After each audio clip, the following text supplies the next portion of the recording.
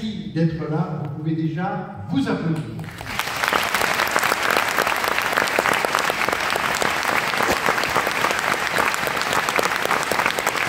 Depuis plus de 50 ans, beaucoup d'artistes sont passés dans cette salle. Les plus anciens aux plus jeunes. Des chanteurs, des musiciens, des jongleurs, des danseurs classiques, des mimes, des danseurs de claquettes. Alors, on va préparer un artiste d'enfant.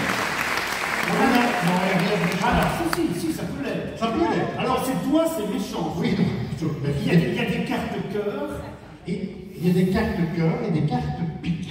Et on donne chaque carte une question qu'on va te poser. On espère que tu vas y répondre franchement. D'accord? Alors, tu peux choisir quelqu'un. Je vais donner le micro après, ça. Tu es d'accord? Je prends une carte. Oui, c'est une pique. Je vais te dire, la question c'est une pique. On commence par une pique. Les choses que Annie ne supportait pas chez les autres. Oh, pas grand-chose. Peut-être le laisser aller. Laisser aller. Ouais, Okay. ça ne supportait pas. Le sectarisme. Ouais.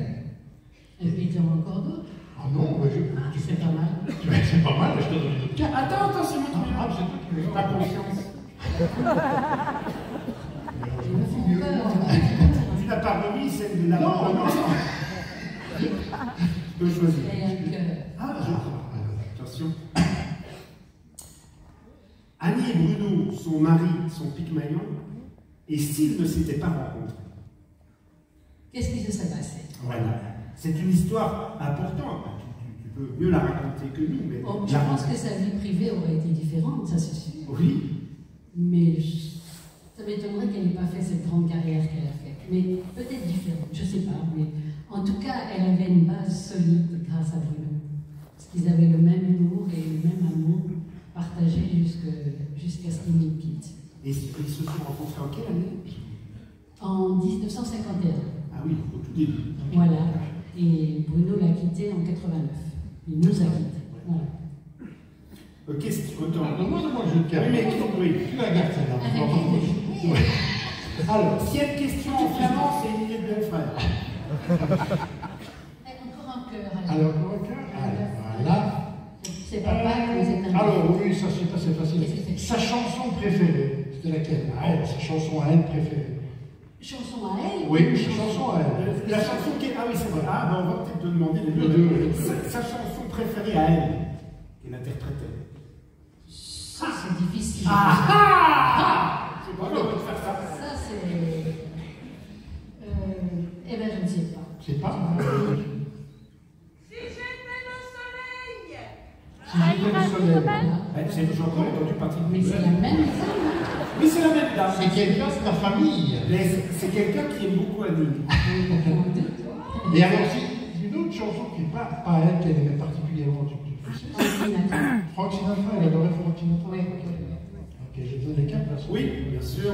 Je t'en prie. Je les lis d'abord, comme ça je triche. Lequel des deux dames je préférais-elle? Non. Les deux. Elle pique. Pique. Ça fait bien. Question pique. Oui. Son principal défaut était? Ce principal défaut, c'était sa rigueur, donc c'était aussi sa principale qualité. Tu vois Je m'y retrouve un peu, c'est énervant les maniaques. Oui. Mais c'est vrai qu'il est maniaque. Et tu as dit ça avec un peu de dégoût. Non, je trouve qu'au contraire, c'est une qualité que je dois un peu à Annie. C'est vrai. Elle apprenait, elle exige. C'est pas maniaque, je sais pas si tu Non. c'est de l'exigence. L'exigence. Voilà, tu vois. Donne-moi le joker. Il y a quelques cartes. Mais il y en a combien? Il y en a 50. 19. Normalement, il y en a 52. Non, il n'y en aura pas 50.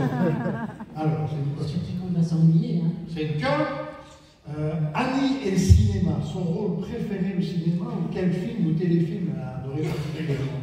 Pour elle, Oui. je crois qu'elle a aimé Rue Haute. Ah oui. Oui. Un des premiers films Oui, il y a des connaisseurs. C'est vrai qu'elle a tourné avec Mort Schumann. Oui, oui. Et c'est un de ses rôles préférés, un des plus durs à interpréter, mais un de ses rôles préférés. Tu étais sur le tournage. Et j'étais sur le tournage parce qu'elle voulait rester assez seule. Et quand elle était avec moi, elle était comme seule. parce qu'on était tellement proche. Parce qu'elle s'imprégnait de son rôle, elle est allée visiter des établissements où on accueille des gens déments, parce que dans le rôle, elle perd un peu la tête. Donc elle a beaucoup souffert de ça, et elle s'est imprégnée complètement pour jouer ce rôle. Donc ça lui laissait un souvenir très fort. Il reste un reste de cœur ou pic? Elle est cœur. Ça veut dire que tu finiras par le pic. Et forcément. Ah oui, je suis Elle est intelligente. attends, parce que. Oh, tu perturbes. Voilà, je prends celle-là, je prends celle-là. Ça, je le dirai à maman. Qu'est-ce que tu veux? Ah merde, c'était là.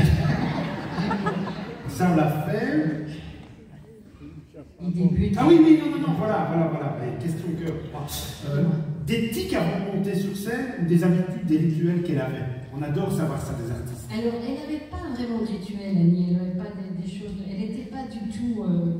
Comment on appelle ça? Tu sais. Avec des objets, Oui, des elle n'avait pas ça. Par contre, pratiquement toujours, et les musiciens qui sont témoins, elle avait un tel trac.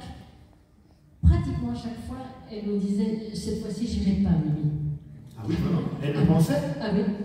Donc il faut prévenir la production. Là, je ne pourrais pas monter en scène. Ah vraiment? Voilà. Et toi, quand tu es à côté d'elle, puisque moi je l'ai changé dans le guignol, je lui passais les costumes, enfin modestement, et elle vacillait. De trouille, de trac, elle vacillait. Elle disait, je ne pourrais pas y aller, non, tu les préviens. Donc qu'est-ce que tu te dis? Qu'est-ce que je fais là? Et j'y croyais à chaque fois, parce qu'elle était contagieuse. Ah oui, Voilà. Et puis l'orchestre commençait avec notre Christophe qui lançait le truc. Et hop, elle entrait en scène, et à ce moment-là, j'étais à 2 doigts de taper. Oui, c'est ça. Tout de suite. Alors, question pique qui n'était pas prévue. L'as-tu battu? Notre producteur Thierry Ferrier dans la salle. Ah, Thierry là? Et il connaît ça par cœur, il sait comment. Nous, on captait qu'elle avait au début les quelques premières notes, elle était dans un trac pas possible. Mais là, vous étiez tous, comme vous êtes tous là, et hop, ça part. C'était parti. La magie du spectacle. Ouais. Alors j'ai une dernière pique. On ne va pas la choisir. Si, je veux. Plus c'est celle-là. Son sentiment sur les gens qui la considéraient simplement comme une rigolote. Oh, elle n'avait pas un sentiment négatif, parce qu'elle se disait, bon, c'est leur choix. C'est leur choix. Je pense pas pourquoi vous en avez souffert, vous deux. Oui, je suis content qu'on en parle, je souffre énormément. Et si on pouvait prendre 20 minutes ou 30 minutes pour parler de tout ce que j'ai vécu, battu par mon grand frère qui me donnait les restes de ce qu'il mangeait. J'aimais bien. Voilà. Je crois pas, tu sais, mais bon. Non, je ne crois pas qu'elle en ait vraiment souffert. Elle laissait ça, ceux qu'on les chante. Combien d'années de collaboration tu as été à ses côtés combien d'années? Presque 30 ans, professionnellement. Mais elle m'a porté sur les fonds baptismaux, c'est ma marraine. Donc, je la connais depuis que je suis née. Elle me connaissait mieux que moi je ne la connaissais au départ. C'est vrai. Voilà. Et on a vécu des bons moments, je voulais te remercier de façon plus amicale parce qu'on a eu la chance de passer des anniversaires chez vous à Cannes. Et c'est vrai qu'elle nous manque beaucoup. Et moi je trouvais que c'était logique que autant de monde soit ici présent pour rendre hommage. Et je te remercie du fond du cœur. Moi je vous remercie d'être de là ta tous les présence. deux. Merci en tout cas. Merci Mimi. Merci.